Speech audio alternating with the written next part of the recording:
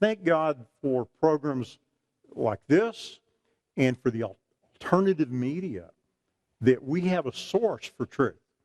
Because the mainstream media, most of you may not know this, but the 95% of mainstream media, I'm talking about CBS, NBC, New York Times, is owned by 6 corporations.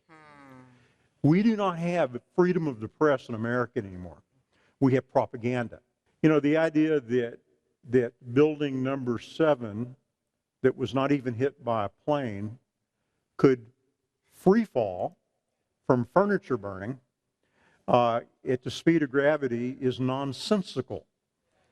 But they've been able to get away with that version of things because they control the message. And I think I have to admit, I didn't want to think about it.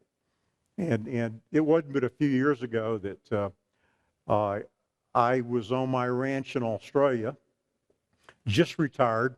I'm sitting out under a palm tree. And I said, okay, God, I got time now. Peel the onion back. And that was one of the first areas of information that God revealed to me. You know, I'm a jet pilot.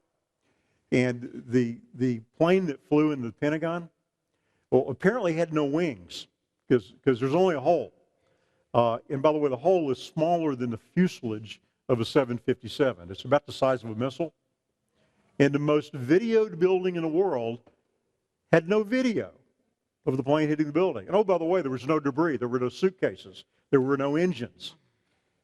But as preposterous is the idea that was a plane flying into the building.